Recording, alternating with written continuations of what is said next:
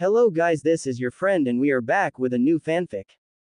Which is What If Godlike Naruto Sasuke and Civilian Council Bashing Part 1.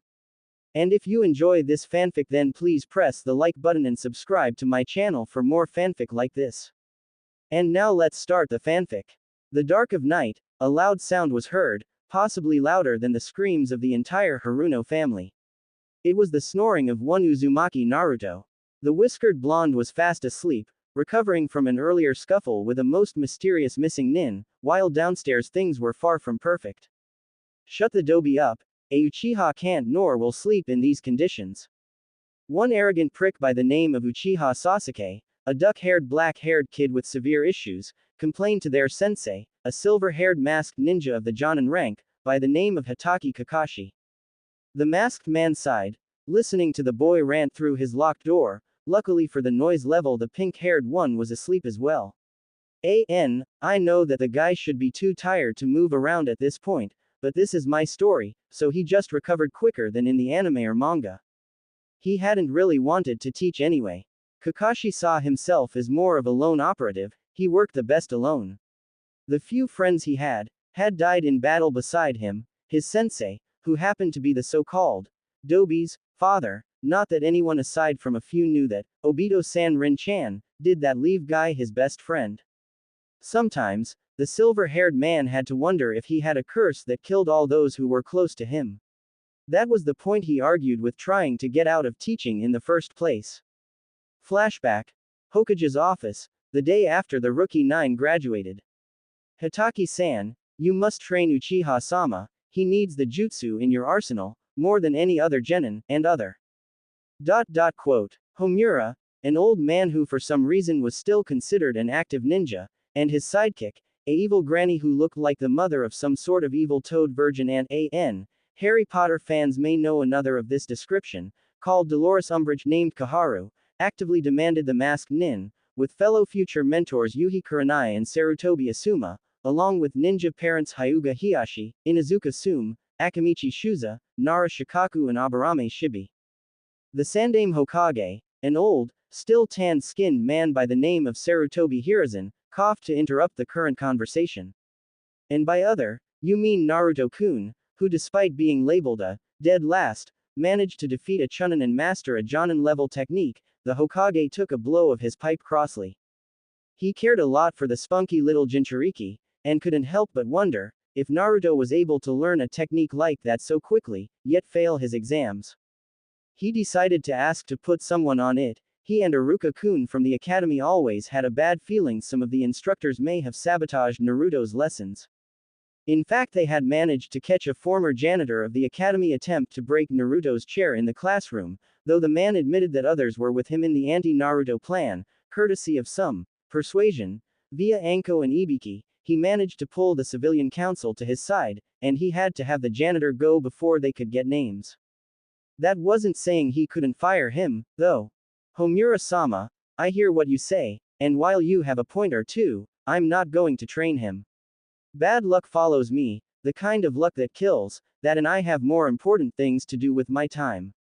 Besides, the boy's attitude was detesting, but he couldn't bring that up without the old bats telling him that the boy was merely suffering from trauma. Yeah, no way in hell that was true, he was just a spoiled brat. So, other than the all-important Uchiha, can we actually get something done? Hiyashi sighed, like organizing the new genin. Now, while Hiyashi may appear to dislike Hinata, he does care, slightly. While he was no dad of the year, he did have an interest in who would be on his daughter's team. The team after all, had to push her to improve and protect her unmarked Byakugan Dujutsu Kekai Genkai. Hiyashi-san has a point, we already know one team, the new Ino-Shika Cho team, Ma-team, Asuma grinned while smoking his trademark cigarette. While normally this would induce a complaint from Sume for her sensitive nose, Shibi for its health issues to his bugs, and the old bats, they decided not to, in the hope that the smoke shortens the two advisors' lifespan. That leaves Inuzuka Kiba, Aburame Shino, Hyuga Hinata, Haruno Sakura, Uchiha Sasuke, and Uzumaki Naruto. Do we really need to teach that boy anything? Kaharu snapped. That boy is too dangerous, idiotic, irresponsible, immature. He's a teenager, That sort of comes with the territory. Shikaku sighed, it's troublesome, but we all were like that, heck even my boy acts like that, sometimes. And after all, we have to take on any genin who manages to pass the academy, and the test that follows, Shibi stated in his monotone, causing the elders to pale. After all, they helped the civilian council pass that law, after all, to give the civilians more ninja from their way of life into the armed forces, thus increasing their overall influence. And as to his immaturity, perhaps being teamed with my son could possibly help him mature. Or, the thing inside him will kill off all your insects, with its the Hokage coughed to cut off Homura. Shibi didn't flinch, he knew quite well his son was safe from the chakra that the Jinchuriki could possibly give off, for unlike the old badgers, he and the rest of the parents here met the boy once or twice, and knew he was not a monster.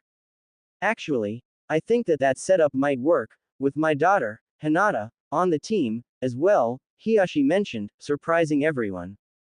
Huh, Shuza grunted. This is new and troublesome. What was in my water this morning? Sume said to herself. Going off what Shibi-san said, if my daughter was placed on his team, perhaps some of his drive might pass to her. At the minimum, even the most basic of Byakugan could tell if his tenant's chakra was getting loose or influencing him. Hiyashi let off a rare grin. The council had a betting pool for who was able to best beat or mess with the idiots on the Elder and Civilian Council each meeting, and it looks like the 3 free hot spring coupons were all his. Actually, we of the Elder Council had talked it over, and we decided that Inuzuka Kiba would provide the same sort of inspiration to your daughter, Hiyashi-san. Kaharu smiled evilly. Inside, Hiyashi was cursing. Now he couldn't get those tickets without insulting Sume. Last time he did that, the Hyuga compound smelled like dog piss for a month. No one noticed that Kakashi was smirking. So, then it looks like Kurenai-chan has Inuzuka Kiba, Hyuga Hinata and Aburame Shino, so I guess that means that Haruno Sakura, Uchiha Sasuke and Uzumaki Naruto are on my team, the Jonin smirked. The resulting scream of fury from the elders shook several window frames, and one masked Jonin got himself 3 hot spring coupons and was treated to a night of fine drinking with Sume and the former Ino Shikacho, on their tab of course. End flashback. Kakashi quickly came to a conclusion after that, teaching sucked. He was actually expected to be on time and had to deal with whining from all 3 of them. Though seeing Sasuke getting clawed by Tora was a good chuckle. Kakashi quickly decided that Naruto was his favorite among the 3. While Sakura was virtually useless, and Sasuke an arrogant prick who expected Kakashi to teach him all his jutsu and strutted around like royalty, Naruto was willing to learn, and most importantly, he had humility, well more than the others anyway. Naruto didn't have anything handed to him like his teammates, and knew how to respond to failure, by getting back up and improving himself. Kakashi saw that with how his failure with the demon brothers, led to his desire to better himself, which led to his shocking show of skill in fighting Momoichi Zabuza. If the boy could use such skill with only 2 jutsu really at his disposal, with only a little help from Sasuke, the boy could be just as great as his own sensei, Namikaze Minato, the Yondaime Hokage. Of course, the boy needed to pick up a few more jutsu first, and improve on his taijutsu, and chakra control, and perhaps see if he could use genjutsu. What did they teach him at the academy, anyway? The boy's taijutsu left too many weak spots, and he could barely spell genjutsu, let only do it. His chakra control was abysmal. Pakun could use a jutsu better than the boy. If the Kyuubi wasn't in him, he'd be in a lot of trouble. As his lack of taijutsu nearly cost them. Flashback, Wave Country. The group, weary from their last battle with the swordsman Zabuza, who was killed by the Kiri hunter Nin boy, though Naruto was still adamant though the Nin was female, and Tazuna seemed to agree with him about her gender, with their exhausted sensei being carried by the knucklehead and brooder, before Sakura yelped, loudly to get the others' attention. Sasuke-kun, Kakashi-sensei, Baka. Standing before them, was a new ninja. This ninja was wearing ragged brown robes that covered his face, with no visible height. In fact all they could tell was this ninja was male. Ah, so Zabuza-chan was defeated by a bunch of brats and a dead-weight ninja, No matter, it appears I have to kill the bridge builder now. We won't let you, Datbeo. Naruto yelled, before dropping Kakashi. Their sensei then flattened Sasuke, before the Uchiha pushed the unconscious man off, as Tazuna backed away slowly. Dobi, how dare you drop such a weight on an elite? Naruto ignored him. Yeah, Baka, how dare you try to flatten Sasuke-kun? The ever-faithful pink-haired bitch added in. Naruto flinched in pain at that remark, before turning back towards their strange enemy. Humph, what pathetic teamwork, this won't be worth the chakra. Beast wave palm. The mysterious ninja sliced his hand, which was coated in blue chakra, as a shockwave of wind-energized chakra flew at the genin. Sasuke and Sakura jumped out of the way. The jutsu would have instead continued and struck Tazuna and Kakashi, but Naruto, before jumping, did everyone's favorite hand seal. Shadow Clone Jutsu. A shadow clone appeared where Naruto was a second ago, taking the strike and bursting into smoke. This move was witnessed by the so-called out-cold Kakashi, who made a mental note to punish the others later. Not being undone, Sasuke did a series of hand signs, before ending on a tiger seal. Fire release. Great fireball technique. A large ball of fire flew from the mouth of the Uchiha and flew straight at their foe. The foe calmly did the hand signs bird, boar and serpent. Water release. Bubble barrier. The ninja let out a burst of bubbles from his mouth, which formed into a wall that took the fireball head on and negated it entirely. Shit. Sasuke grumbled as Sakura charged at the ninja with a fury, a kunai in hand. Time to prove myself worthy of Sasuke-kun, a ninja who plays with bubbles is no match for, she was thinking before the ninja did hare, monkey, horse and rat. Genjutsu. Zora's illusion of darkness. Sakura suddenly dropped her kunai and fell to the ground, twitching. However, no one noticed her nose bleed. Sasuke-kun, oh. Sakura ch. Naruto said, before finding himself unable to call her that, before he created a series of shadow clones who charged at the Rouge Ninja. The ninja quickly put together the hand signs dragon and tiger. Foolish. Wind release. Hurricane gust. The ninja inhaled deeply, before letting out a gust of high-powered wind that blew away about all of the shadow clones, before he heard a crunch in the leaves. Turning, he saw to his shock two shadow clones coming at him from behind. Little brat must have used those clones as a distraction, impressive. Get out of my way, Dobi, fire release, great fireball technique. Out of nowhere, a huge fireball flew and consumed the shadow clones and flew at the Rouge. Teme, you ruined my plan. Naruto yelled. So what? As a Uchiha, my plans are naturally better. Dobi, the still immobile Kakashi was fuming now. That boy was getting trialed when they got back. Actually, those shadow clones were more likely to succeed than your pathetic fireball, water release, gunshot. A burst of water flew from the ninja's mouth, followed by several more. The fireball was hollowed out to resemble a flaming donut before it faded, as the water bullets flew into the woods, before bursting and sending Naruto and Sasuke flying into the air. The Uchiha hit the ground, as did Naruto a second later, before he burst into smoke. What? Another shadow clone. The Rouge Ninja gasped before he suddenly felt a kunai approach him. He barely managed to avoid the weapon, as dozens more flew at him. The ninja managed to avoid being turned to Swiss cheese, but one still managed to embed itself into his right leg. Rag. Ha. A dozen Narutos flew from the woods, all tossing more kunai at their foe, surrounding the ninja.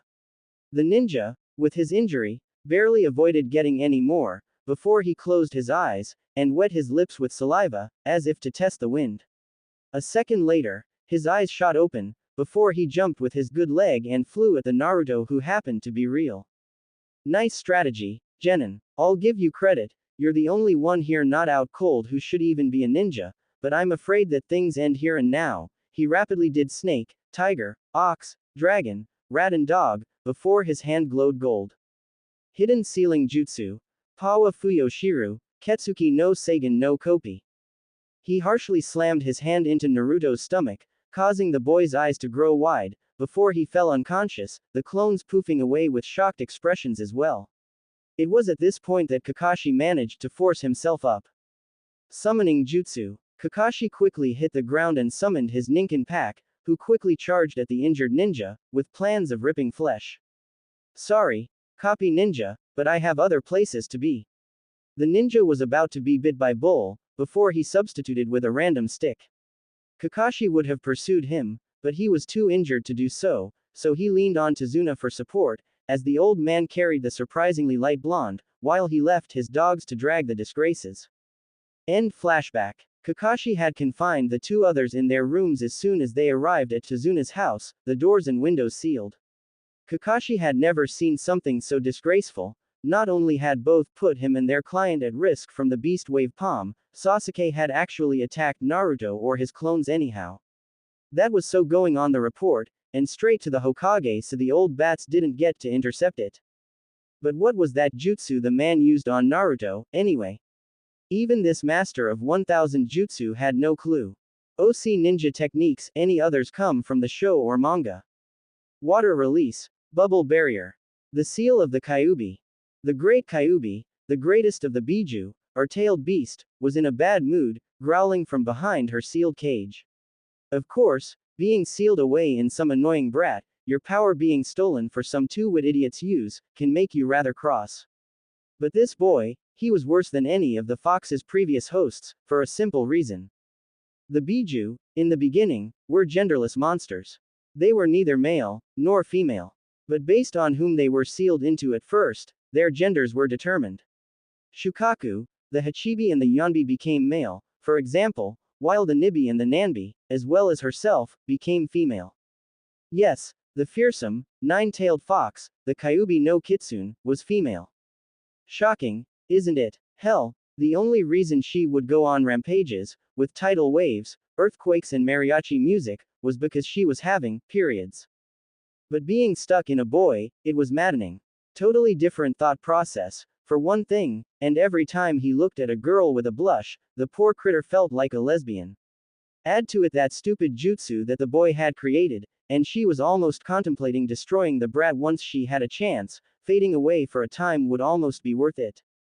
But what puzzled the Kyuubi, other than why the male she was trapped in somehow managed to be dumber than the gobi after devouring a tank of wine and blood, a sight still laughed at in the Biju 1000-year reunion parties, was what that strange ninja used on the boy. It had done massive damage to his genetic structure, which her powers were siphoned off to heal. Damn the Yondiame. Hard to believe the Kitsune found the guy attractive, or was that just for being stuck in Kushina for so long? Though, she still had a picture of the Shodai Hokage somewhere in her cell. Speaking of, for some reason, a strange scent, similar to the Shodai's, was starting to fill her cell, for odd reasons, but she could also detect a much fouler scent, and others she didn't recognize. Of course, then there was the new seal, that was sitting on a large column of marble right in front of her, showing a giant orange N, which under it was a U of a lighter shade, and going through the middle of them both in the background of it was something that looked sort of like her tail. There were kanji on the seal's various parts, multiple different pairs of them. She'd read them, if only foxes could read, or count really, the boy must be rubbing off on her, but she was definitely sure there were less than a dozen of them, for some reason. Were the scents coming from there? Forest in land of wave. Kakashi was grinning to himself. Naruto was back up and running once again. The copy nin still had no idea what sort of jutsu the kid was hit with, but he was up and running again, thanks to his tenant of course. Then, of course, Sasuke, who he had to free for his new brand of training, or torture actually for the two disgraces, had to try to stab the kid with a kunai while he was brushing his teeth after a shower. Luckily it appeared Naruto was used to cold showers and Sasuke didn't have enough steam to succeed in a stealth approach. The idiot was so going to get it when they got back, civilian council and the bats be damned, but this training should be tough enough. For you see, over the breakfast table, Kakashi had brought up a point, the hunter nin's method of killing Zabuza was off, which led to a scary possibility the maniac was still alive. So, thus the training, or for Sasuke and his pet pink Pomeranian, torture. Okay, today's training is tree climbing. Humph, what are we, monkeys? And Uchiha doesn't climb trees like some common primate, Sasuke smirked, somehow ignoring the threats from Kakashi. Yeah, that was the Baka's job, Sasuke-kun is way too cool for it. Sakura chirped in. Naruto looked sadly down on the ground. Kakashi had to restrain himself from setting the girl on fire, too much paperwork. Actually, you will be climbing. Kakashi smirked, as he jumped onto the tree and commenced to scale up its trunk, backwards, with only his feet, without your hands. Cool. Naruto smiled. Quite, and because of your teammates' actions, Naruto, they have to do it on their own, without any assistance. Summoning Jutsu. The smirking Kakashi summoned his pack of Ninken dogs. Every time they fall to the ground, or stay on the ground, my pals will give them a reason to get back up. The dogs almost appeared to be grinning. Hey, I am an Uchiha, how dare you train a Dobi instead of me? Because you put your injured sensei and more importantly, your client, in danger from the Rouge Ninja's attack, while Naruto used his own clone to block the attack. You also attacked his clones with a fireball jutsu. Now boys, I think those two need some motivation. Kakashi snapped his fingers, as the dogs barked loudly. Sakura decided to try and stand up for the two of them. Don't you even think about sending those mutts after Sasuke-kun, my mother is on the council, she'll send you to the X. Grr. The tan-furred dog named Guriko made a few dog-style hand signs, before a burst of pebbles from the ground flew and struck Sakura in her overly large forehead, causing her to yelp and jump into the tree's closet branch, rubbing her injured head. Bull and Pakun then grinned, the pug and his bull-dog ride doing hand signs. Bark. Bull stepped back, before a large sonic bark of lightning flew at the refusing Sasuke. Dog-style fire release. Yip Ember. Pakun snorted. Dozens of small sparks flew from his nose. The sparks met the thunder bark, before combining with the thunder, creating a larger sonic bark that was filled with exploding lights like fireworks. Dog-style fire release. Firework howl. Pakun smirked as the blast hit Sasuke, sending him halfway up the tree, only for his head to smash through the wood like some dart. Ha! Take that Tem. Naruto laughed, as did Kakashi. I hope that knocked some sense into them. Well, come on Naruto, let's train somewhere else. Oh, by the way, try to mark your high points. Pakun send word if they cheat. Gotcha Kakashi-sama, Pakun smirked. Later at Tazuna's house. Today was a rewarding day, for Kakashi and Naruto that is. The two, sitting around the fire late at night with a cup of hot chocolate, something Naruto seemed to quickly take to.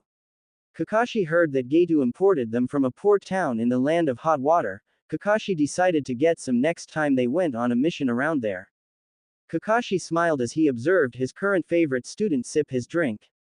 Kakashi not only got to see his two problem students utterly embarrassed in such a fashion, but was also able to teach Naruto a great deal.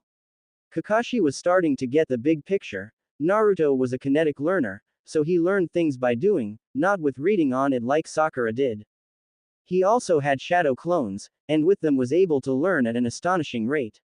With hundreds of clones, he was quickly able to scale the trees to their halfway point, and his last climb had set him up to the top of the tree. He was saddened to hear, however, that Sakura had matched that an hour later and Sasuke 15 minutes afterwards. Though he was happy to see that they elected to skip dinner, apparently they were covered in burn marks, bruises, bite marks and smelled like dog piss. Naruto-san, Kakashi spoke up, politely respecting his star pupil. While back in Konoha, Homura, Kaharu and Mrs. Haruno appeared to be sweating in their sleep, like they were having some sort of nightmare. His student looked up from his drink at his masked sensei. Yeah, Kakashi-sensei. Kakashi looked serious. You're going to have to be careful with your jutsu from now on, Kakashi commented. How come, Kakashi-sensei? Naruto was alarmed. Did he have to stop with his shadow clones? As you know, I fear that Zabuza is still alive, and that most likely, the hunter Nin is with him. If that is true, and if Sasuke continues his trend of arrogance, it is likely that he will fight more than he can chew, and enter a life and death situation. I'm all for him getting beaten into a corner like that, maybe give him some humility, but if he does, his Sharingan could activate. Wait, you mean the whole, copy jutsu thing? Naruto said, starting to get it. Are you saying he might steal my patented jutsu? Kakashi groaned. You had that thing patented? Naruto smiled. Yeah, apparently Oji-san thought it would be useful for seduction missions, whatever those are. Naruto shrugged. Kakashi was now sighing. Worse than that, your shadow clone jutsu. I'm going to have to watch it too, but if he gets his Sharingan up and running, he could start trying to gain jutsu that way, but the fact is, he'll go overboard with it, just to surpass you, lose all his chakra, and die, and you will be blamed for it by the council. Kakashi finished. Naruto smirked. So, all I have to do is try to keep the Tem from overdoing it, and my shadow clones are free range. Until I can apply the Sharingan proofing seal to you, yes. In the scroll of sealing was a seal made by the ancient Senju that made one's jutsu safe from the theft of the Sharingan. With the competition between the two genin, that jutsu could be their savior. What about you? You have 1000 jutsu he could steal, Naruto asked concerned. I can't seal it onto myself, it will wreck my Sharingan eye, though unlike you, I can be subtle in my jutsu. Hey, I can avoid half the village's chunin force for over 2 hours, I call that subtle, Datbeo. And your jutsu? I guess you have a point there. Several days later. After several days of guarding the bridge builder, one emotional clash between Naruto and the builder's grandson, more dog bites and a lot of remedial taijutsu, Naruto's taijutsu had rapidly improved, to a point he could hold out against Kakashi in it, for 5 minutes anyway, with the Ika in hand. Even the others were improving, though Kakashi had them spar alone, with several dogs watching them. Anyway, Naruto was taking a break from shadow clone training, while Kakashi took watch over at the bridge. However, as he relaxed, he failed to notice a black-haired youth in a pink kimono approach him from the woods, with a basket filled with herbs. He's one of the ones guarding the bridge builder, the person thought, perhaps, I should take him out now, 1 foot to the neck ought to do it. It was at that point that said boy jumped up in surprise, with a kunai in hand. Who's there? I'm a ninja, and I'm armed. Oh, hey there. Naruto rubbed the back of his head nervously. The stranger got a look at him, the orange-wearing weirdo stuck out like a thumb, pretty much anywhere. Strange garb for a stealthy ninja, though then again Zabuza, the stranger's savior, carried a giant butcher knife around. Hello, the stranger smiled. The boy, Naruto blushed. Oh, hey there. The name's Naruto, of Konohagakure. My name's Haku, I live around here, and I'm looking for herbs, the person smiled. Herbs? What do you need a bunch of weeds for? The person smiled. I have an important person, he's in need of healing, and so I decided to look for some. The strange person named Haku, who Naruto sort of couldn't tell the gender of, continued to forage in the grassy clearing for seemingly random herbs. An important person? Naruto asked. Haku continued to forage. Of course, don't you have any? Naruto smiled. Of course, there are Iruka-sensei, Oji-san, Tsuki-sama, Ayame-chan, and Kakashi-sensei. Naruto stood up. Haku couldn't help but smiled. You seem to care about a lot of people. That's good, for you see, they say you can only be your strongest if you're protecting someone precious to you. There is a saying around here, Haku smiled, before getting up and leaving. Naruto looked up into the clouds. Yeah, and that's why I want to be Hokage. OC ninja techniques, any others come from the show or manga. Dog-style earth release, pebble musket. Zabuza had found the young Haku during a mission many years ago, before his attempted coup against the Yondaime Mizukage. While she, yes his companion was female, hadn't taken part, she agreed to leave with him, and has since followed him on his mission, to get enough money and physical power to help his old friend. Truth was Zabuza was old friends with Yagura, the Yondaime Mizukage and Jinchuriki of the Sanbi, the three-tailed turtle. Back in his childhood, they had been friends, both were misunderstood orphans, Zabuza just a few years older than Yagura. In fact, the reason he slaughtered an entire graduation class, besides to prove that an orphan with self-training was good enough to be a Mizu ninja, but also to spare Yagura the fate of fighting your own comrades. Because of everyone's hatred for him, he would have been gang-attacked, and if the Three Tails was unleashed. Zabuza had also known Utakata, the Rokubi Jinchuriki. Back in the day they had fought together, once he, Utakata and Yagura had single-handedly defeated an entire army of shinobi from the Land of Frost during the Third Shinobi World War. However, with Zabuza's help, Yagura was able to figure out how to control the Sanbi, because of a forgotten Kekai Genkei his clan had, a dujutsu that caused Yagura's distinct purple eyes, which enabled him to control the Three Tails. He hadn't been able to activate it, and the Sanbi didn't exactly help, until Zabuza managed to help him. Afterwards, Yagura was quickly able to become the Yondaime Mizukage at age 15, and Zabuza one of the legendary swordsmen to help his friend maintain power. Then, his friend began suffering from nightmares, all of which had a similar pattern, red eyes with Tomo. These dreams stirred the Three Tails, causing the poor Kage horrid nightmares and hallucinations. Then, There was the Kiri Council. Like Konoha, the council had a civilian side, and they were petrified of Kekai Genkai. This rather absurd fear resulted in a war in Mizu decades ago, that they kept alive in the civilians of the Land of Water via propaganda, as well as the ninja villages. That's why clans like the Yuki that Haku hailed from had to go into hiding. The last time he had seen Yagura, he had just had one of his Anbu. A man named Ao, do some spying on the civilian council with his stolen Byakugan eye, and had made a startling discovery. They were paying a mysterious group, with strange black robes covered in red clouds, to influence the Mizukage with a mysterious genjutsu, causing the unrest of the beast inside of him, that they were able to use as a sign of insanity to keep Yagura from interfering with the bloodline purges that were devastating the local ninja. These ninja, one who had a hunched back and a strange hat, and the other with long blonde hair and an obnoxious voice, never said who they brought in, but they were definitely responsible. So, Yagura gathered Ao, one of the top jonin in the village named Mei Terumi, a rather attractive redhead with 2 Kekai Genkai, and himself, and devised a plan. Yagura knew that dramatic action had to be done, and knowing his name would be blackened from the council's action regardless, asked his old friend to stage a coup to kill the civilian council, while Ao and Mei unsealed the 3 tails and released it, to stop the council for getting their hands on it for their own use. However, he did leave a few requests. One, that no matter what, he protected the young Haku, who he began to see like his own daughter. She was the last of her clan, as far as he could tell, and didn't deserve what was happening here. The second was to look for his distant cousin, Yukimaru. He had heard he had vanished, picked up by the S-class Sanin, Orochimaru of the Leaf Village, and Yagura was fearful that he could extort the young boy's power for his own use. So, while Zabuza managed to kill about half the civilian council and a few corrupt members of the shinobi council, along with some guy who sold cabbages who assaulted Yagura with them when he was a kid, failed in a complete coup and fled the village with Haku, though never finding Yukimaru, Ao and Mei managed to unseal Yagura and set up a power struggle. Last he heard, Mei was close to becoming the Gondime Mizukage, but he couldn't return yet, not until he found Yukimaru and destroyed the one who ruined his friend. Penny for your thoughts, Zabuza-san. A voice spoke up. Startled, Zabuza drew his sword as Haku drew out a dozen or so Senbon.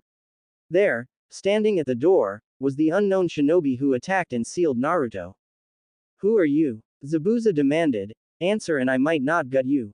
That, Zabuza-san, I can't do, but I do have information you might be interested in. Zabuza would have rose an eyebrow, if he had any. Yeah, get on with it, the stranger smiled. I heard about your bond with the Yondiame, your friend I believe. I have information about his controller. Care to ask? Zabuza growled. What do you know? The stranger smiled under his disguise. His controller has the Sharingan. His name is Uchiha Madara. Haku looked confused. Zabuza-sama, from what I read, that man must be ancient. He co-founded Konohagakure no Sato, and how can he be alive? The stranger shrugged. How does Zabuza-san lack eyebrows, or how did Yagura Dono hold a giant turtle inside of him? Is anything truly impossible, with enough work that closed the argument? Yes, Madara Tem has many plans, but amongst them is the rebuilding of the Uchiha clan to serve him. However, including himself, there are 3 Uchiha left in the world, and both he and Uchiha Itachi of Akatsuki are sterile. Madara from the techniques he extends his life with, and Itachi is sterile from the sickness that's consuming him, so that leaves only one Uchiha left in the world, Uchiha Sasuke, currently guarding the bridge builder. Zabuza and Haku's eyes were wide open. So, if we kill the brat, that Tem will be screwed, no clan for him. Zabuza grinned evilly under his mask. The stranger stayed unmoving. Or, you could capture him, and force Madara to come out in the open, and then take him on your own. Zabuza turned towards his young ward, daughter in all but law or blood.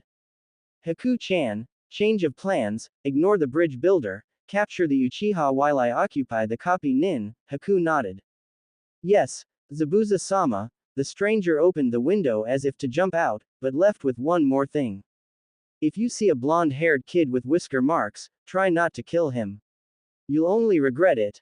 Wave Country Bridge construction site sometime later.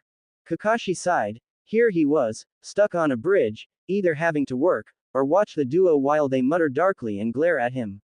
Naruto was on house watching duty. The poor kid was exhausted for taking the entire watch yesterday, so Kakashi could make sure the duo had learnt something, without dogs, persuading them. So here he was, keeping tabs on Duckhead and Howler Pinky. He hoped at least they'd fall off the bridge. Of course, it had to be something else. Hey, lazy bones, you and your squirts could help, you know, Tazuna grumbled. Kakashi sighed. Yes, Tazuna-san, shadow clone jutsu. A second Kakashi appeared next to the original and was sent out to work. He smirked at his students. You two follow him, his students groaned, but seeing as though this guy could re-summon the devils, or dogs as they were actually, they decided to do it, reluctantly, while all the time, planning some way to deal with the ninja dogs. Though, while engrossed in their work, or in the only lazy bum's case, his Ika mist had begun to creep across the bridge. Meanwhile at Tazuna's house, what, are you saying that they already left to attack the bridge? Naruto demanded towards the bound samurai. The poor blonde-haired kid, having been allowed to sleep in by Kakashi, woke up to the house being broken into by two samurai thugs hired by Geto. Though, in combination with Inari, the bridge builder's grandson, the two punks were tied up, and being interrogated by Naruto and Tsunami, Tazuna's daughter, via a frying pan. Smack. Ow. Bye. Naruto kicked the swearing mercenary in the nuts. Watch it, there's a kid here, now what was this about attacking the bridge? The other hired gun smirked. You're too late, kid, Zabuza's already there, tearing apart your pathetic team, and the old man, Tsunami smacked him with the frying pan. Smack. Grandpa, Inari gasped. Naruto glared at the two. He can kill my teammates, world would be better without them, but Kakashi-sensei beat Zabuza once, he can do it again. He won't allow Tazuna-sama to die. Tsunami-san, Inari-kun, you can hold these guys, right? Inari grinned evilly as he nodded.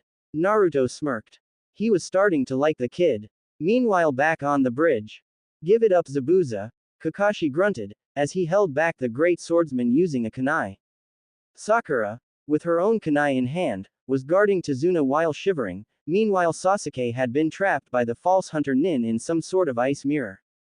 The false hunter ninja was amazing, being able to use one-handed hand signs, and add to it the rare ice release Kekai Genkai, and this ninja was one skilled piece of work. If they were loyal to the village, that's the type of ninja who could have become Mizukage. You won't get the bridge builder. Disturbingly, Zabuza was laughing.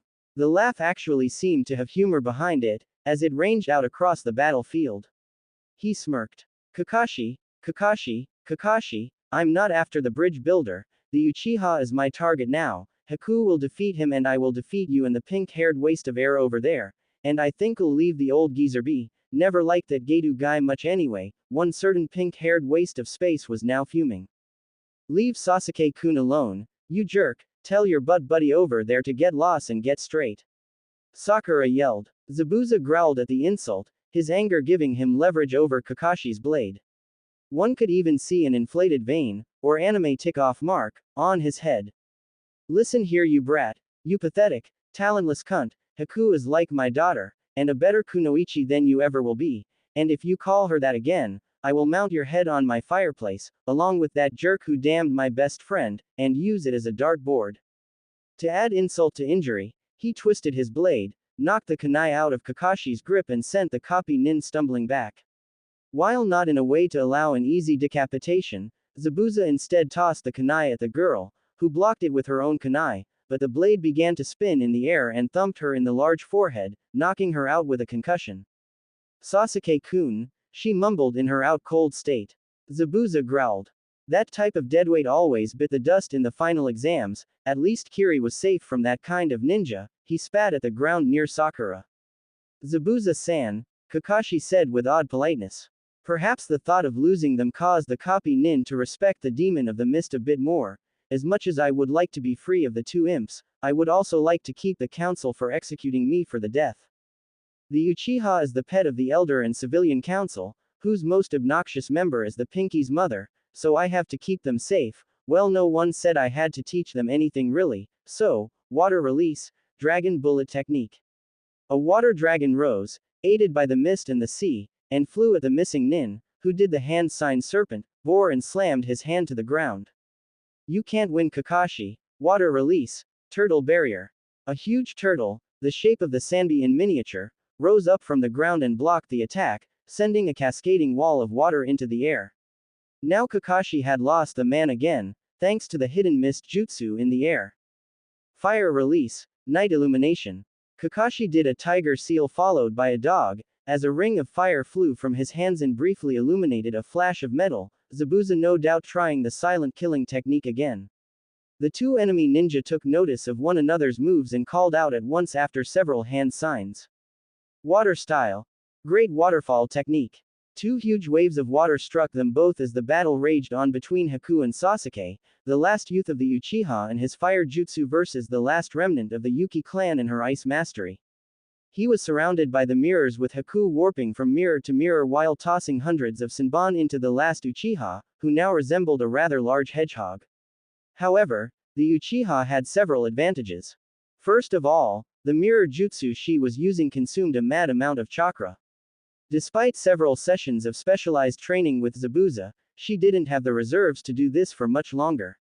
In a ground fight, she'd be in range for his fire jutsu and that new Sharingan he had obtained after the first 50 Senbon. Second, she was to take him alive, so she couldn't use lethal force, limiting her jutsu.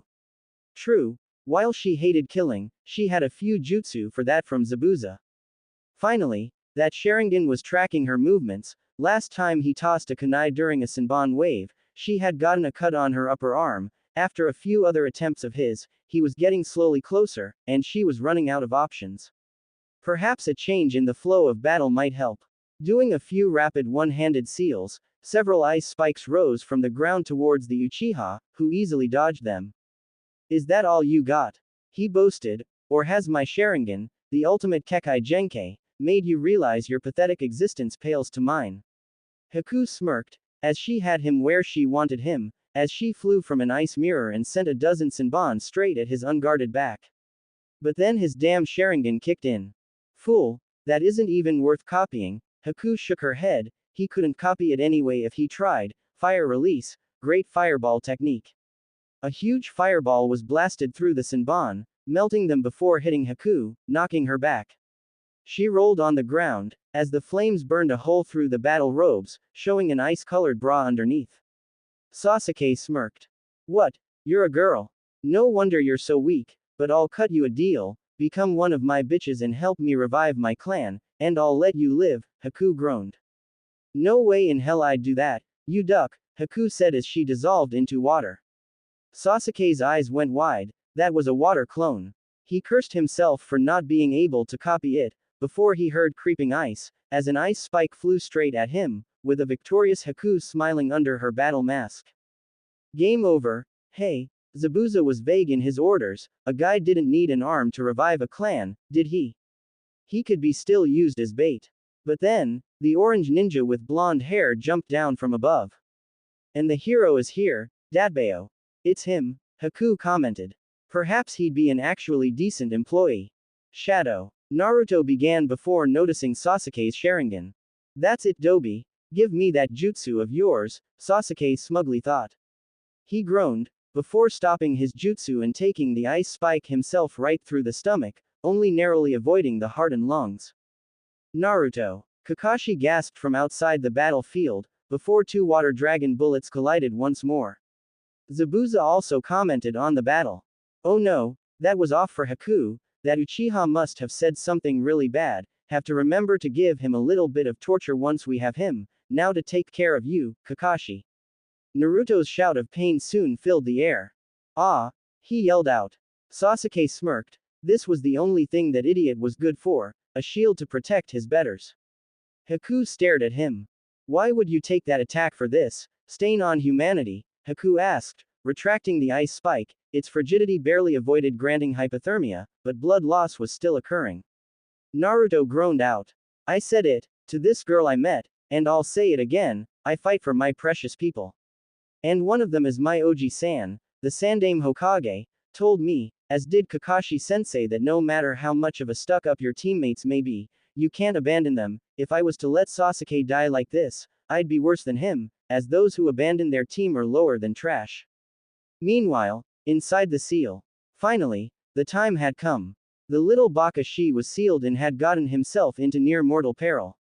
Time for her, the Kyuubi, to save him and perhaps try to take control. She was in the mood for some destruction, or tacos, depending on what came first. However, as she let a stream of her chakra out to heal her host, she noticed some of it was being diverted, straight into that strange seal. What in Kami? The seal briefly began to glow orange, or at least in a portion of it, where a kanji glowed brightly, the kanji for storm.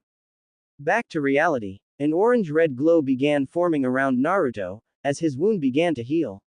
The air began rippling with power, shaking the bridge slightly. Naruto then began forming tiger, dog, serpent and dragon. Storm release. Great twister.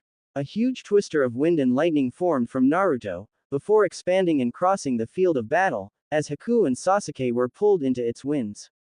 What power? Haku gasped. As the twister dissolved from the stone-adorned bridge, Zabuza and Kakashi found themselves knocked to the ground, as were Haku, Tazuna and Sasuke. Sasuke was unconscious, Tazuna was moaning about his back, and Kakashi and Haku were unable to move. Only Zabuza was able to push himself up. Wait, you're that girl from before, Naruto gasped. Haku's mask had shattered, revealing her face. Yes, I am, she said meekly. How would this guy act like this? She nearly killed him. She mentally prepared herself for the emotional pain that never came. Oh my god, you are so awesome. I can't believe how cool you were in thrashing that Tem around. He looks like a giant hedgehog, you've got to teach me how to do that. He laughed. Haku blushed, before speaking. I'm flattered, but I created the Senbon I use via my Kekai Genkai, and you can't teach, or copy that. She glared at said duck hedgehog, but you were the most impressive, Naruto-san, you somehow managed to create a massive twister with some sort of Kekai Genkai. Naruto looked confused. Ha, that giant twister, how did you create it, and where did you get the hand signs? Kakashi grunted. Naruto shrugged. To be honest, I have no idea, the conscious fellow's sweat dropped. He's definitely unpredictable, Kakashi sighed. This was definitely going to be a lot of paperwork back in Konoha. Please tell me that there isn't a hole in my bridge, Tazuna groaned. Naruto took a look at the twister site. The only thing noticeable was a lot of melted water, some Tem blood, a scorch mark, and small pothole. No, just a minor pothole, Tazuna cursed. Guess it could have been worse, but you better put some of those clones of yours on the job. My workers are unconscious, thanks to no brows over here. Don't make me kill you. And your teammate is out cold for now, so I'm afraid, bridge builder, that pothole is the least of your trouble now, a voice said. Turning around, Naruto and Zabuza spotted a short man in a brown business suit, with an army of 200 assorted thugs and the occasional Yahoo. Getu, Zabuza growled. The short man, the island's fiend, Getu, grinned like a Cheshire cat. Ah, Zabuza-san, so you've decided to ignore my orders for the bridge builder. Too bad, I was hoping to let you kill him and those leaf nins, then kill you and collect the bounties on you and the copy nin, and be on my way. Yeah, like these fools you hired could kill me, or anyone here. Hell, the pinky could beat your jokes of an army, the jokes, growled at the insult Zabuza had thrown at them. Getu just smiled coldly. Ah, the humor of the cornered man. Boys, destroy the bridge builder and the traitor, whoever takes him out gets his ice bitch, and who takes the bridge builder gets the pink one. The man smirked cruelly. Naruto looked back towards Kakashi. Can't we just toss her at them? He shook his head, it would after all be too much paperwork. Well then boy, you're with me. Seeing as I have no more reason to take the geezer's neck, and Haku's injured, I'll just kill these clowns and be on my way, Naruto smirked. Need some help with that, after all, protecting Tazuna is my mission, and protecting my sensei, or any of my precious people, is my duty, as is sadly my team as well, though if they get maimed I guess it couldn't hurt. Zabuza glanced at him. This kid was a lot like Yagura. If he squinted, he could almost see an image of his late friend overlapping the young kid, and could almost hear their voices as one. To be Hokage Mizukage, that's my dream, then everyone will have to recognize me, and I'll be able to protect my friends. Zabuza smiled, as he hosted his massive sword. Let's do it, Tazuna then wailed. Don't break my bridge, no matter what you do. The two ninja then charged at the armed horde. Naruto blocked a sword slice with a sharp kunai, before creating a dozen shadow clones, who charged into the armed mob with more kunai at the ready. Naruto then jumped into the air, before yelling, "Storm release, Grey Twister." Now airborne, the tip of the storm just missed the bridge road and thus the mob was sucked up and spewed out randomly, hitting the ground with random snaps of broken necks and other bones. Haku and the others must have been lucky to escape so easily from the storm, or was it just his bad luck that Sasuke did? Heads up Genin. Water release. Great waterfall technique. A giant wave formed from the accumulated water in the air as the huge wave swamped the battlefield, wiping away rogues, while the shadow clones were able to avoid the attack. Kakashi sighed, and Haku gave him a curious look. Is it wrong to say that Naruto and your sensei over there work better as a team than my Genin? Haku laughed. Wait, they're actually a team. Back to the fight, Zabuza just cleaved a few swords man clean through, before he groaned. Some punk just managed to stab him with several kunai, in the back. Zabuza-san. A clone gasped before a rouge destroyed it. Haku gasped. Zabuza-sama. Haku cried she was unable to protect her master. She was failing as a tool, her important person was probably fatally injured. URG, I'm sorry, Yugura-sama, Mei-chan, Ao-san, Zabuza gasped for air, but, I'm not going down alone. He charged blindly, ignoring more accumulating injuries, as he flew straight at the slowly retreating Gedu.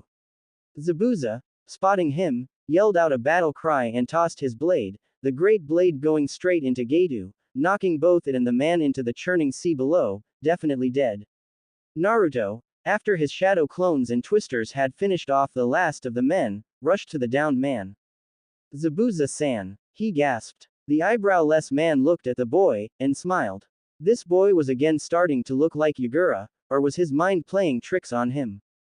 Boy, bring me, to Haku-chan, please. Naruto had tears in his eyes, as he dragged the slowly dying man to his daughter. He lowered him next to her, as Haku struggled up. Zabuza-sama. Zabuza looked at her. Please don't die. You're my special person, my reason to live, my two-san. She cried. Zabuza raised his hand, and held it to Haku's cheek. Haku-chan, I was glad that to meet you, it was nice to have a family of some kind. I couldn't have stuck to my, and Yugura-sama's plan, without you. This boy, he's a lot like Yugura, he turned to the boy and Kakashi. He has a biju in him, doesn't he, just like my friend, the Yondaime Mizukage. Naruto and Kakashi looked alarmed, Kakashi's regular eye briefly darting towards the unconscious failures of his. So, it's a secret then. Perhaps, that was better than it being known. Let me guess, it's the Kyuubi. Don't answer, it's evident on your face. Zabuza smiled under his ripped mask. Kid, your dreams, don't give up on them, no matter what. Yugura had less than you did, in a town that made Konoha look like a flower field, but he still became a cage, and I believe, you can too, he smiled. Haku, I'd give you my blade, but it's kind of underwater, my bad. Haku was crying as Zabuza chuckled, but, no matter, you were never a killer anyway, you don't need a sword. You just need a strong friend. Kakashi-san, I wish to ask you a favor. The copy nin looked over to the dying mist swordsman. Take Haku with you, to Konoha. Take her, under your wing, with this pathetic team of yours. Haku, like you stayed with me, I ask that you stay with whatever your name was. Naruto sniffled with tears.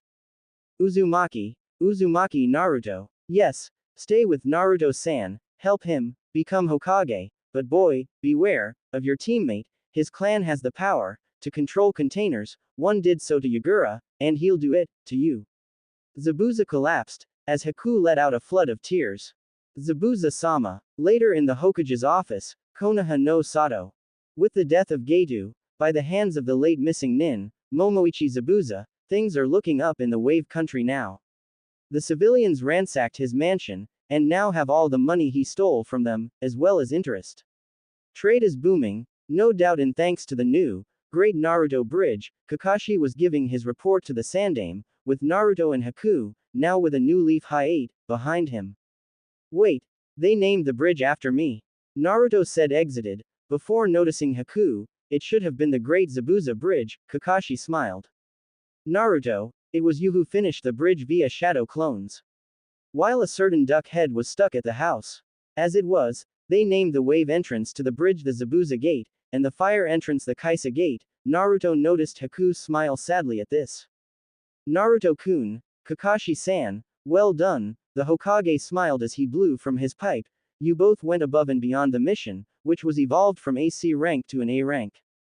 I've already sent a bonus, along with your original pay straight to both of your accounts. Naruto's account was guarded by one of the Hokage's oldest friends in the bank, one who knew about Naruto's father.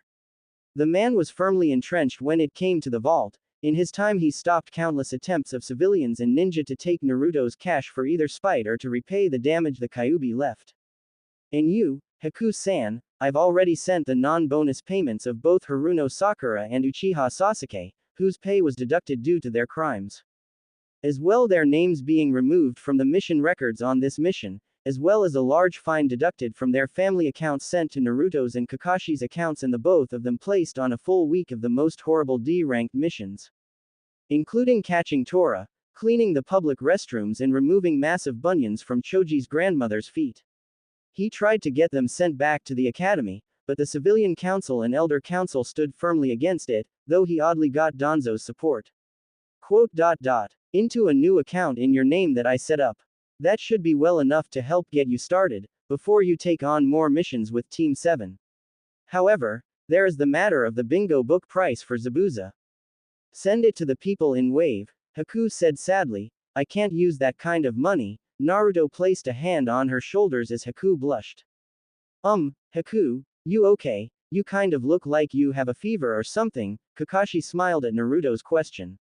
The kid was more concerned in how Haku was feeling, instead of trying to get a rebound chick.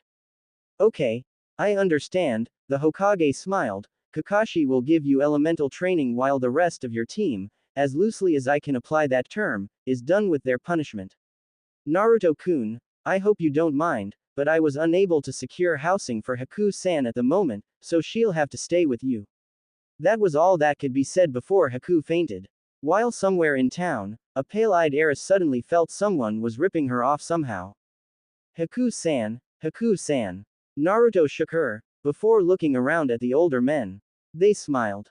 I believe Haku-san is tired, why don't you take her to your home?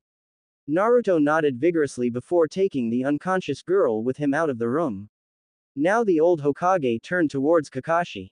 Kakashi, I also read in your written report about Naruto's sudden ability to use the Kumo Kekai Genkai, Storm Release, and the mysterious attacker, and I believe I may have an idea of what the attack was. I have never seen it myself, but it's an ancient technique, from years back. It's a seal that transfers Kekai Genkai.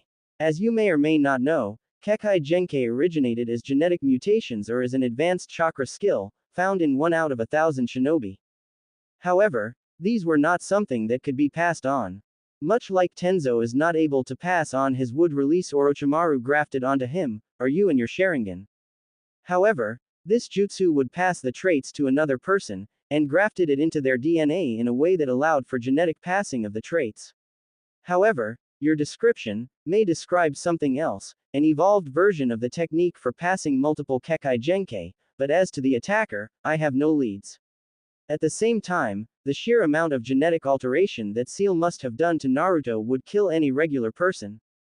What about that Hirako guy, who rumor says is preparing a way to obtain multiple ones? Perhaps he has.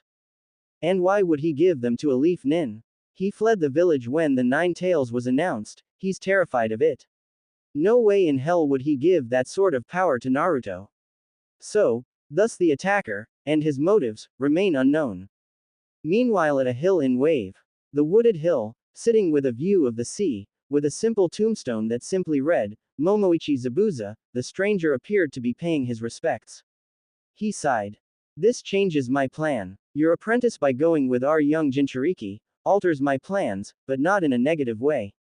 Zabuza, you died a hero, I hope Kami sees that. He drew a scroll, and opened it, revealing a very thin transparent veil of some sort. Sealing style. Undisturbed rest of the dead. The stranger covered the tomb with the veil not detectable by chakra or the human eye. However, The grave glowed as the seal took effect. Wood release. Rise of the red fern. The stranger did a single dog hand sign, as a red fern formed next to the grave. He chuckled. I've been reading that book too much, he chuckled as he left the hill. How dare they make an Uchiha clean filth from mere commoners? This is the sort of thing the Dobi and his ice bitch should be doing, not me. Sasuke declared angrily. Of course, the Anbu, who was wearing a duck mask, had been put in charge of watching them by the Sandaime, and so didn't respond. Best not give the idiot any satisfaction. However, the two were refusing to enter the bathroom, stubbornly crossing their arms looking away.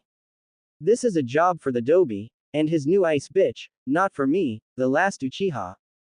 Yeah, Sasuke-kun is better than this. They continued to rant, until the bathroom's occupant, Shuza Akamichi exited. As he spotted the two troublemakers, he got an evil grin on his face. Ah, the two, Genin. I am a Uchiha, idiot. My mother's on the civilian council, so don't you dare treat me like that unless you want your F. The duck Anbu quickly sealed their mouths shut with his hands. The Anbu were the cage's self-selected special operations units. They did their operations covertly and silently, and helped maintain order in the village. Because their missions were covert, they were not on record, for either ninja or civilian. Recently, the Sandaime had begun renovating the Yondaime's house on the edge of the village. Only accessible from a hidden space-time warp point in the Hokage office, unless you had the key of course, this house was originally supposed to be given to Naruto once he became a Chunin, as well as his heritage.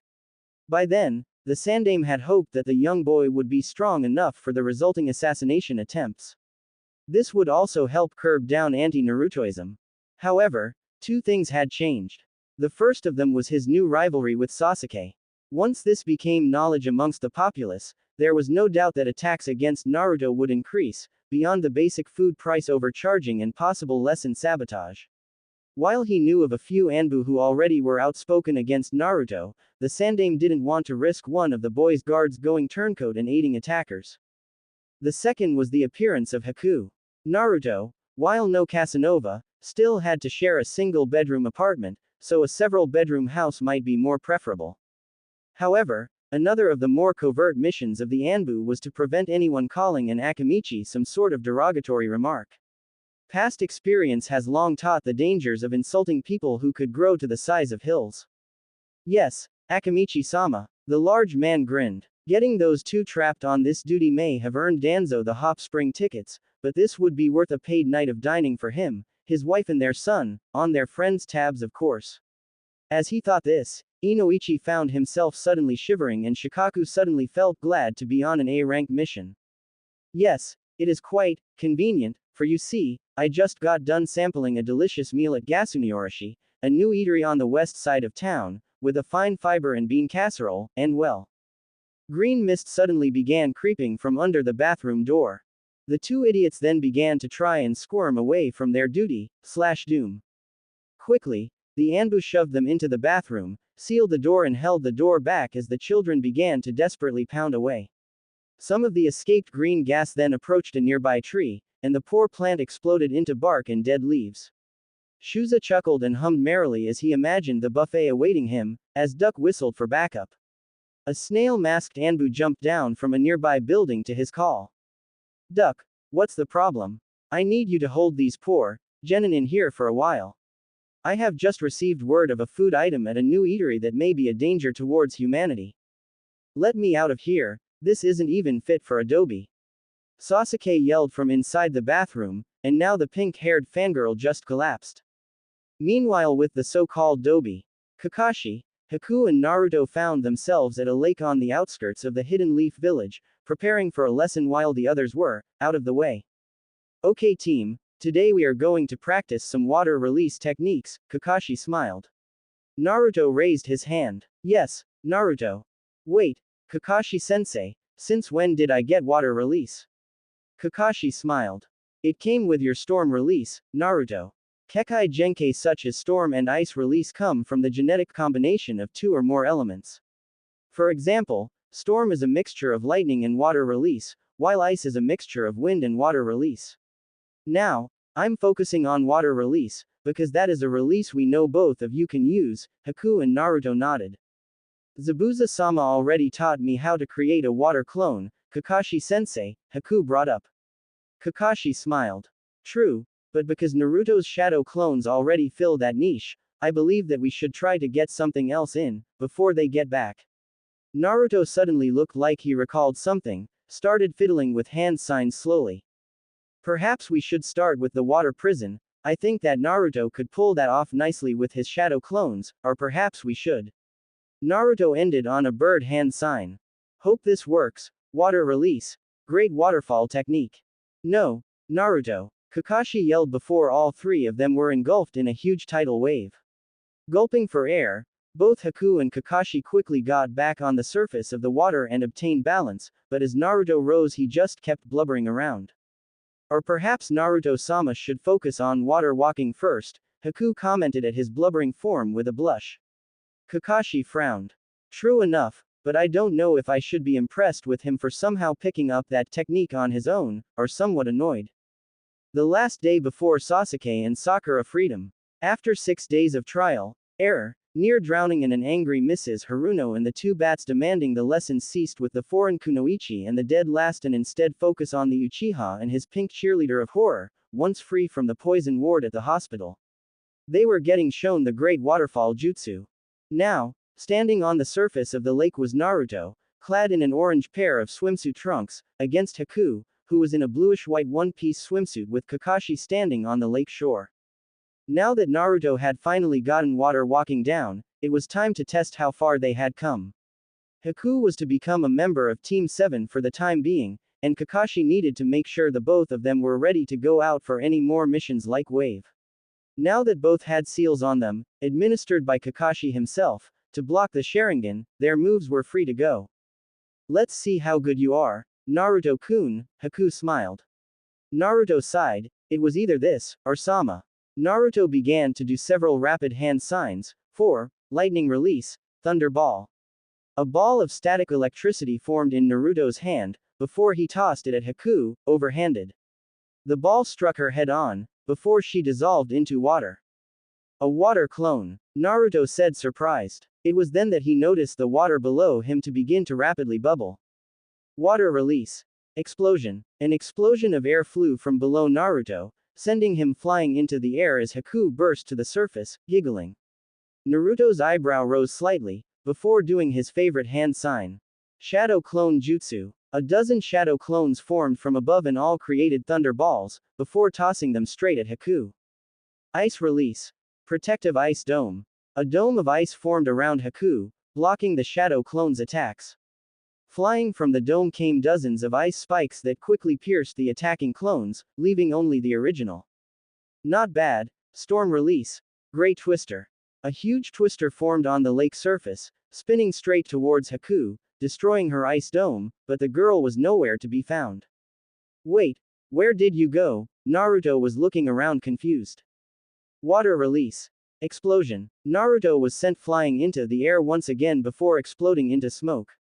Haku gasped. A shadow clone. Water release. Great waterfall technique. A surge of water crossed the wave surface, swamping Haku and sending her flying to the shore. Apparently, Naruto had created an extra shadow clone, and used him as a distraction as he prepared the destructive jutsu. Haku then found herself panting on the lake shore, with Naruto lounging beside her. Not bad Haku-chan, not bad at all, Naruto smiled. The girl smiled, it took him long enough to call her that. Not bad yourself, Naruto-kun, Kakashi smiled as he shimmered over towards them. Fine spar today, and tomorrow we begin our first mission as a united team again. Haku and Naruto groaned, Kakashi sighed, I hate them too, but we have to put up with them. Hopefully, it will be something where you guys won't need to kill one another over. What they didn't realize were two things. First of all, they were being watched from on top of a cliff nearby, via the white-eyed, all-seeing Byakugan, by none other than Naruto's admirer, stalker, the blue-haired, blue-eyed Hinata Hyuga. She had a smile on her face after watching the two fight. Amazing Naruto-kun, those jutsu were incredible. I hope I can pull off something just as amazing, she poked her fingers together. She would match Naruto's skill one day, and then earn his heart, though this new girl could be trouble for that plan. Smiling, she decided to ask Kurenai-sensei if she could give her some extra training tomorrow. The other was the mission itself they would get. Team 7 had no idea what they were about to find themselves thrust into. In a misty hideaway in the land of tea, altar room. Locked up in a cage, sitting next to a floor littered in coal, was a large bird. Not just any type of bird, but an ostrich. This ostrich, who had 3 pink ribbons on his neck, was an ostrich that Team 7 had returned home on a mission some time ago. This was Mr. Ostrich. The bird was glaring angrily at his captor, before somehow manifesting a voice, yelled. "What's the big idea, locking me in this cage? Just who do you think you are?" A male voice then laughed. "Oh sorry, my ninja ostrich friend," the bird paled. "Yes, I know about your practice in the ninja arts, plotting your escape and your freedom. I recently heard you successfully mastered the shadow clone jutsu. No.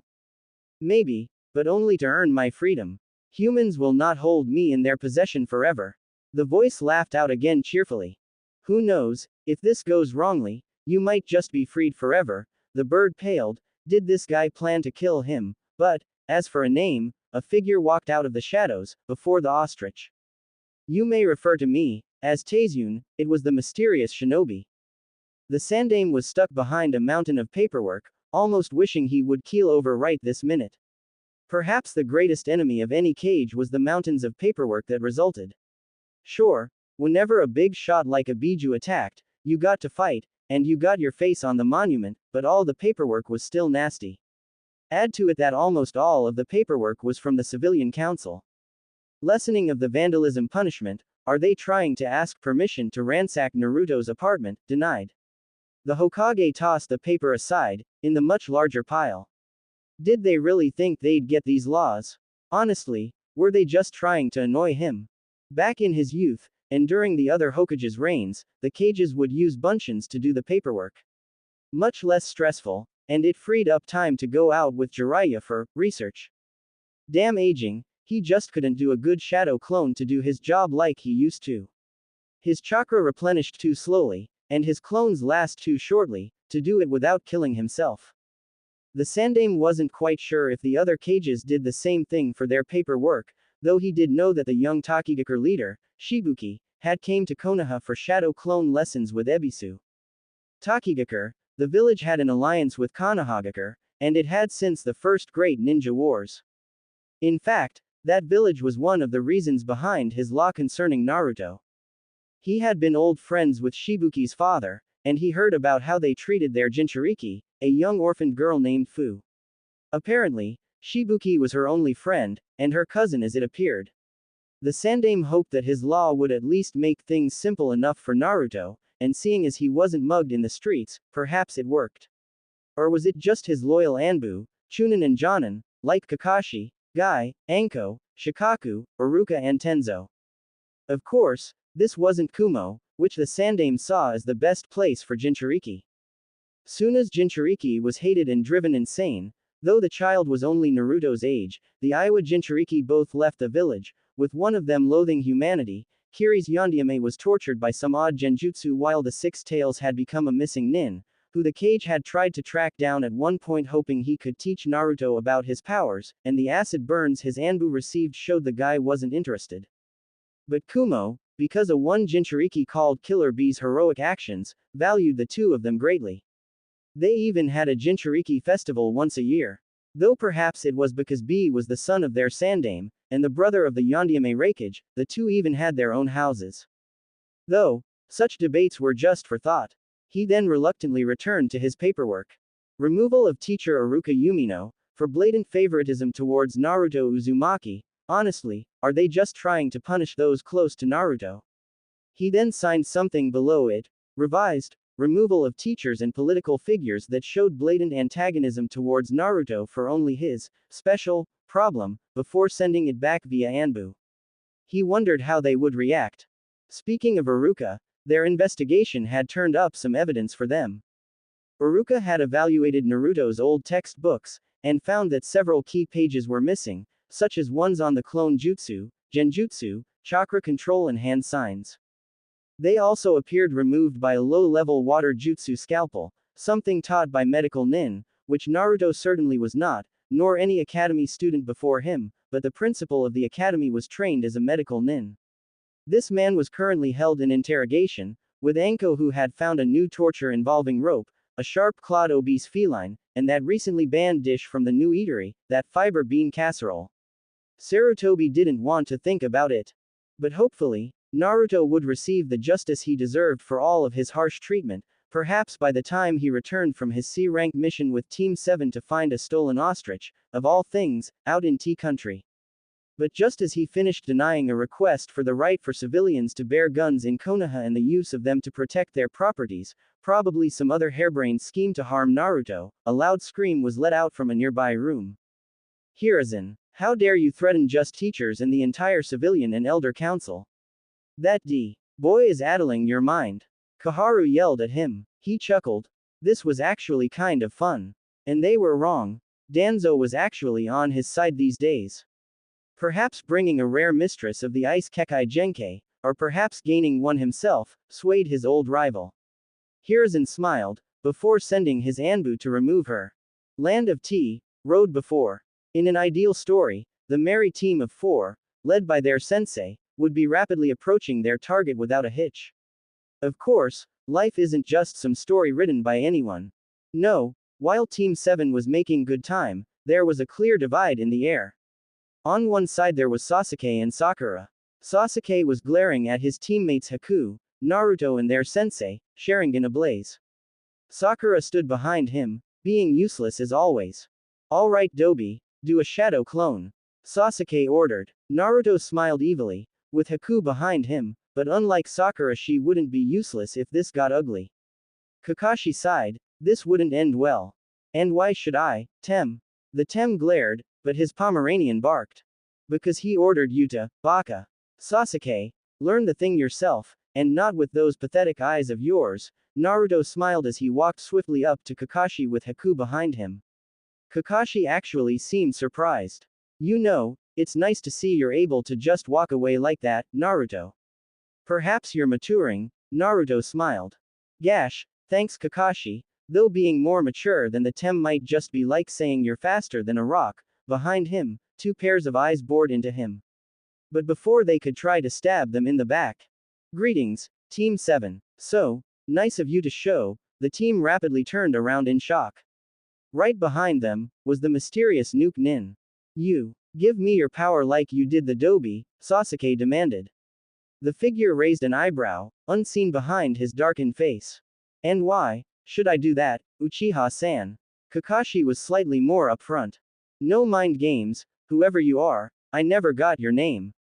You may call me, Taizune. Taizune, what game is it you're playing anyway? Attacking Leaf Nin, pretending to be on Geitu's side. Wait, you, Haku said surprised. All heads turned to her. Haku-chan, you know this guy? Naruto asked confused. She nodded. Yes, this man talked to Zabuza-sama and me before we went to the bridge, something about Zabuza-sama's past. Haku seemed to be glaring at Sasuke as she said this. Taizune, was what you said true? I must know. Taizune stood unwavering. It is true. Yugura was ruined by one of his kind. He glared at Sasuke, but that's not why I'm here. You can just call that confirmation of a tidbit. You kidnapped an ostrich, dare I ask why? Kakashi questioned. Taizune laughed. Now, I could explain my complicated plan, but your genin just don't have the attention span. Let me just give you a brief rundown. It's all about an experiment, to obtain the power I need, to avenge. Well actually why am I talking when I should be blasting? Beast Wave Palm. A wave palm of air was sent flying at the group, with a large explosion ensuing. Shadow Clone Jutsu. The explosion, the smoke it gave off gained a new tint from the obvious use of a shadow clone shield. Taizune stood unwavering as the smoke cleared, to show Naruto charging at him. Lightning Release. Thunder Ball. A ball of electricity formed in Naruto's hands, before it was tossed straight at Taizune. The man smirked. Storm Release. Cloud Wall. A wall of storm clouds formed in front of him, blocking the attack with an explosion of clouds. But from that smoke cloud, a dozen shadow clones flew at him. Uzumaki Barrage. A dozen punches and kicks were sent straight at Taizune, who was sent flying into a tree. However, He quickly got back up, and smiled.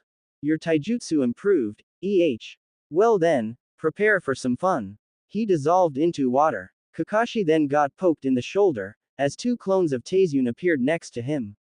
Storm release. Blade of Katrina. Two blades of thickened clouds formed in the hands of the clones, who sliced them at the copy nin. A water clone, and why can't I copy it? Sasuke grumbled, as a shadow appeared behind him. It was Taizun. Quickly twisting, Sasuke blocked a fist from Taizun, before he smirked, before dissolving again into water, with another behind him. Wind release. Hurricane gust. Both Sakura and Sasuke were blown into a tree. However, he then felt his feet chill. Ice release. Ice manicles. Ice manacles had formed at Taizun's feet. Haku smirked. Ice release. Ice spike. Spikes of ice flew and pierced Taizun's chest, before he became a wooden log. It was a substitution. What? Not again. Naruto groaned. This guy was slippery. Kakashi, who had just taken out the water clones with a swiping Chidori, turned towards Haku and Naruto. Fighting this guy isn't going to be easy. You two need to find that oversized pigeon he has here, so we can get the hell out of here. Naruto was shocked. But you'll be overwhelmed by this guy. Beast wave palm. A wave palm flew and struck near them, destroying the last few shadow clones near them. Haku nodded. Naruto-kun, we can't wait. Kakashi-sensei is right, we need to complete our mission. Naruto sighed, before the two of them jumped into the trees. Taizun watched them leave. URG, there goes my fun. Fire release. Great fireball technique. A huge fireball went flying straight at Taizun, who gazed at it with half his closest eye, before doing a few hand signs. Fire release. Flame bullet. A larger fireball flew from Taizun's mouth and struck the fireball head-on. It extinguished them both. Taizun then commented. Wow, you actually have a rather impressive fireball, or it was a fluke. Sasuke was angry now and thus charged straight at him. With taijutsu, Taizun blocked his fists, before tripping Sasuke with his leg, sending the boy to the ground. Storm release. Blade of Katrina. A blade of clouds formed and was lowered straight at Sasuke, before from out of nowhere, a great fireball flew into him and sent him flying. Kakashi had saved the last Uchiha, again too much paperwork if he died. However, Taizun dissolved into water again. Shit, this guy can't be human with all this chakra, Sasuke grumbled, failing to acknowledge his sensei saving his life. Taizun, now in the apple tree above him, quickly did a jutsu. Wind release. Drill air bullet. A burst of air like his other bullets flew straight at the Jonin an out cold lump of a pinky. Kakashi quickly did another great fireball that struck the drill air bullet and destroyed it. Kakashi was cursing inside though, with that boy's Sharingan, he couldn't use most of his arsenal. However, Taizun seemed to ignore the Sharingan for some reason. A reason Sasuke demanded answers for. Why can't I copy your jutsu? Taizun chuckled. It's simple really. I know how to cancel the Sharingan's effect on me. It's really quite simple. How dare you? The Sharingan is the ultimate Kekai Genkai. Ninja art. Apple Shuriken. The apples on the tree Taizun was hiding in flew at Sasuke, before splitting into pieces and impacting into his forehead rapidly, knocking him unconscious. I believe a not wise man once said, flutter like a butterfly, sting like a bee, no. This is buzzing like a bee, striking like a butterfly. Kakashi saw it now. Taizun had massive chakra stores, and used massive jutsu to wear his opponent out before taking them out with lower-leveled ones, like the apple shurikens. And it was working. Sasuke was panting, and he was running on maybe 25%. This guy could make some mean water clones. He sighed, before taking a gamble. Focusing lightning formed in and around his hand, with bird calls shortly behind. It was the Chidori. He was too exhausted for his lightning cutter, so this would have to do. Taizun, prepare to meet your end. Kakashi began charging straight at the enigmatic ninja, with his Chidori ablaze. Taizun smiled under his darkened face. Ah, this looks like fun, if you really want to. Storm release, dual blade strike, Katrina and Andrew. Two blades of storm chakra formed into Taizun's hands, before he jumped straight down at Kakashi. But as the two S-class shinobi were about to clash, they failed to notice one thing. Sasuke was watching Kakashi, with Sharingan ablaze. The two attacking ninja, the copy nin Kakashi Hatake, and the mysterious enigma Taizune, crossed paths, before the both of them found themselves standing on opposite ends of one another, their jutsu dissipated. Kakashi and Taizune kept silent for a second, before Kakashi yelled out. Quote exclamation mark quote. A gash mark was on his side, rapidly bleeding blood. Holding onto his side, Kakashi dropped to one knee, the ground next to him quickly reddening. Taizune smirked from under his hood. So, it appears that this game is. He dropped down to one knee as well, as spare electric chakra was coursing across him from the Chidori. It appeared that they both were unable to go on. But as it was, the arrogant duck-haired boy, Sasuke, forced himself up. Not bad, Kakashi. Nice job weakening this fool, now to take him out, with my new jutsu, Chidori. The electric chakra formed onto his arm, with 1,000 birds chirping all at once. Sakura, who was now back up, gleamed with admiration. Amazing. Sasuke-kun rocks. Kakashi was cursing inside. The fool now had an assassination jutsu. He was going to regret this, and he was starting to despise anyone born with a Sharingan, except Obito. Perhaps just because he didn't activate it until minutes before he died and didn't steal that jutsu of his. Taizune was wide-eyed under his cloak. Of course, the fool had to slip up, and the Uchiha now had a deadly jutsu. This was just going to complicate his plans. Chidori. Sasuke charged at Taizune, before Sasuke twitched, as a second later the Chidori flicked away. Sasuke then collapsed. Taizune breathed in relief, the fool was out of chakra now. Kakashi was mildly worried about the paperwork this would require, and Sakura was fuming. Though it was then that he caught the faint sound of breathing as Sasuke forced his head up with the Sharingan flickering. Sasuke-kun, you'll pay. Sakura drew a kunai and lunged at Taizune, who did a quick few hand signs. Wood release. Poison ivy SAP wall. A wall of sappy plants, to be more specific poison ivy, rose from the ground, and caught the annoying pink bug. She yelped. Get me off. Get me off. Get me off. A rock near them shattered from the intense volume. Taizune chuckled, and Kakashi was shocked. How did this guy get wood release, and does that mean Naruto does as well? Taizune forced himself back up, having a brief spasm due to the Chidori, before reactivating his storm blade, and approached the prone form of Sasuke.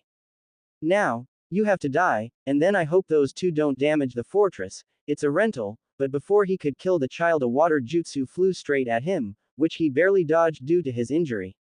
The ground was now covered in sticky fluid. Water release. Syrup capture field. It was a team of Konoha shinobi, Kotsu, Azumo and Hayate Gecko, along with a fourth medical ninja he never got the name of before. Kakashi cursed to himself. He was too injured to speak, but now two Chunin and a Tobextu Jonin were about to potentially give the Uchiha more jutsu. Kakashi wouldn't feel worse if Guy beat him in a hairdo contest. You've asked for it. Wind release. Drilling air bullet. Inside the fortress, we now find the two decent genin of Team 7, Naruto and Haku, in a dark hallway. The two were looking around as if expecting problems, and they were. Strange. No traps, Naruto mumbled absently, before Haku sighed. Naruto had to be so cute, and dense. Can't one be without the other? Please, don't jinx it, Haku sighed behind him, before she felt her foot sink. Of course, she had to set a trap, as the floor suddenly rose up dramatically, straight towards the ceiling. Haku! Naruto yelled. Quickly, Haku jumped off the quickly rising floor, seconds before it pounded into the ceiling. However, she fell. Straight onto Naruto. He yelped in surprise as Haku suddenly was crushing him. Worse yet, he was getting a face full of Hakus. Well, at least they were only B-cups, he wouldn't suffocate. Haku looked down at him in surprise. Naruto-kun, sorry I didn't mean to. She mumbled with a blush. She got off him, as he scrambled back and blocked his face. Don't hurt me. Haku sighed, she wasn't surprised. The only females he really knew before her to any extent were Ayame and Sakura. While Ayame probably never gave him any reasons to cower like that, Sakura. Naruto, you know I'm not mad, it was an accident. Mentally she added that she would like to do it again, perhaps farther, but maybe after he was a year or two older, and they were Chunin. Oh, sorry, he chuckled as he slowly unshielded himself. With a blush, he tried to end the awkward moment. Well, you have nicer than Sakura does, Haku chuckled. Naruto, Tora probably has better than Pinky does. And the cat was male. With that, the two continued on their way to find Mr. Ostrich. Back to the fight. Storm release. Dual blade strike Katrina and Andrew. Dance of the Crescent Moon. With a cough, the two sword-based attacks collided, as Taizun was sent rolling back. The coughing special Jonin landed next to his panting Chunin teammates. Panting, Taizun was running low on chakra. What even someone like him would be a little tired after fighting an A-rank Jonin. 3 good genin. Sadly arrogance didn't take Sasuke's skill away, one of which was a Jinchuriki, 1 useless one, 2 Chunin and a special Jonin, with a major injury, unscathed. Not bad guys, this was entertaining. I'm afraid, however, that I must depart now. He used the body flicker technique, wishing he had swift release. The 2 Chunin turned towards Kakashi. Who was that guy? Their medic Nin healed Kakashi so he could speak, and with a cough deeper than Hayate's. I mean, that guy used storm, and even would release, that shouldn't be possible. His name is Taizun. I have no idea who he is, or what he's doing. I can't help but wonder though. He dropped to the ground in exhaustion, despite the medical Nin's chakra. Is he working with Orochimaru? That did make sense. Orochimaru was the one to graft would release into Tenzo, so it wasn't a far stretch. But his concern now was Sasuke, and whatever jutsu he got from the battle. Back inside the rented fortress altar room. Well, this is creepy, Naruto commented, with a pale Haku nodding in agreement. The castle room they had entered was the basic idea of an evil scientist's lab. There was even a welcome mat saying, "Lab sweet lab," that they were standing on, and a creepy face on the wall grinning like the Cheshire Cat. Oddly, it resembled Naruto's nightcap. Okay, this guy's either an insane scientist, or he has a sense of humor, Haku commented softly. Naruto then noticed the cage with Mr. Ostrich inside it. Oh, it's you, a voice said. Naruto jumped in fright. Where did the voice come from? It was then the voice spoke up again. It was Mr. Ostrich. So, the humans have come for me, how quaint. Now, let me out of this cage. Haku gazed at Naruto in a confused manner. They never said he could talk. He shrugged. Well, he never did talk before. Haku, who had been gazing around the room, suddenly stopped dead in her tracks. Naruto, those are summoning contracts. Half a dozen brown scrolls littered a nearby table. Naruto cocked his head in confusion. Summoning scrolls? Haku nodded, as they walked over towards them, and opened them. Each of the scrolls had a different animal on them, a penguin, a raccoon, a beetle, a cat, an ox and a squid. A fresh-looking one was next to them, this one with a fresh-looking ostrich on it. Each had several, rather faded names on them, except for the ostrich. Zabuza spent years trying to find one he or I had an affinity with no luck. The one he did find, the cockroaches, it wasn't pleasant. You see, by signing the contract with your blood, you can summon the animal whose contract you have a contract with from a different plane of existence, or something, where animals can hold human levels of intelligence. Naruto then recalled Kakashi's Ninken. Like Kakashi's dogs? Haku nodded. Exactly. Though, this new one, there shouldn't be an ostrich summoning contract. So, is Taizun making new ones? Haku frowned. Perhaps, but to what purpose I don't know. It's very difficult to have more than one summon-able species, the animals are picky that way. It was then that Taizun appeared in a shimmer. Haku drew a handful of Senbon as Naruto reached for a shuriken. Relax, I'm only a delayed clone, I have no battle abilities. I'm here to say, the ostrich shall be burned alive. Suddenly, a great fire burst forth, forming an impenetrable barrier of fire. This delayed technique, Armageddon Blaze *** will burn your bird alive. He poofed out of existence. Water release. Water ball. A ball of water, like lightning ball, formed in Naruto's hands and he sent the ball of liquid straight into the fire, succeeding in nothing. He looked around in desperation. Save me, I will not be served like a chicken. Mr. Ostrich cried out as flames slowly approached his cage. Naruto gained a serious gleam into his eyes as he turned towards Haku. Haku, What are the hand signs for a summoning jutsu? He demanded as he grabbed the new contract. Let's see. Boar, dog, monkey, bird and ram, but why are you? Naruto bit his thumb, and quickly wrote his name down on the ostrich contract, barely legible, before doing the hand signs in a rapid and somewhat sloppy fashion. Summoning jutsu. Mr. Ostrich. A burst of smoke ensured, and as it cleared, Haku found Naruto sitting on the now safe ostrich, as if to ride the giant bird. Hey, what just happened? Mr. Ostrich said in confusion. Naruto chuckled. Datbeo. I am Naruto Uzumaki, future Hokage, and first ostrich summoner. Haku chuckled. Naruto-kun, never say that in public. Ostriches didn't exactly strike fear into anyone, though then again, Hanzo was feared for his salamander. Though at least since this ostrich didn't live in its own realm, perhaps that meant he could still sign a regular contract. Well, Haku-chan, and my ostrich minion, he was rapidly tossed off by said minion, who glared at him.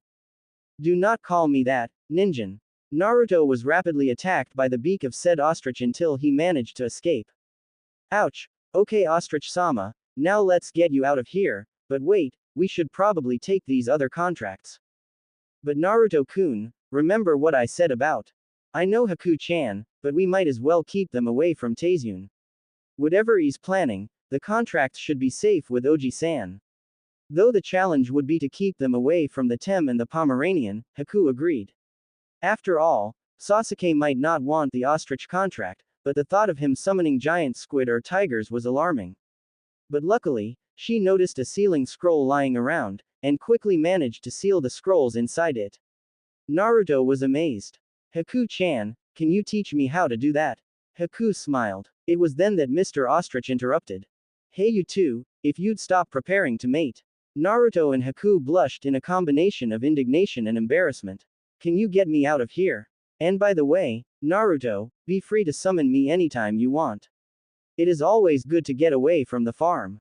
Back in Konoha, with Sasuke, Sakura and Kakashi in the hospital for a few days, Sasuke and Kakashi for injuries and chakra exhaustion, and Sakura for severe allergic reactions. That left Haku and Naruto to deliver the report to the Sandaime. He listened intently, before speaking up as he removed his pipe. This is an interesting development. The stockpiling of contracts, while not unheard of, is unusual. Few shinobi can use more than one, and Taizune had 6 of them, and the ability to craft a 7th for a totally new contract suggests something. What? Oji-san, he looked grave. Naruto, you know how you have the 9-tailed fox inside of you. He already knew about Haku's knowledge of it from Zabuza. Well, the fox is the strongest of the tailed beasts, of which there are 9. Wait, there are more of them. Naruto said alarmed. The Hokage smiled. Sealed into others like you, in other villages, yes. They are the Ikibi, Nibi, Sanbi, Yonbi, Gobi, Rokubi, Nanabi and Hachabi, and finally the Kyubi. They are a raccoon, a cat, a turtle, a monkey, a dolphin horse. A what? No one really knows, a slug, a beetle, an ox-squid hybrid, and of course, the fox. Now, theory states that it is possible to summon a tailed beast with a contract of its type. For example, I have the monkey contract, and if I put enough time into it, I could possibly summon the Yonbi, though I'd get its Jinchuriki at the present time. The difficulty of that is why few have tried to summon a tailed beast with their contract, aside for the fact the creature would try to rip them apart if it was unsealed. Naruto looked alarmed. So, what, if someone had the fox contract, they could summon me? It's a moot point, the fox contract was destroyed long ago, its summoner unable to use it again. And there was only one summon-able fox, the Kyubi.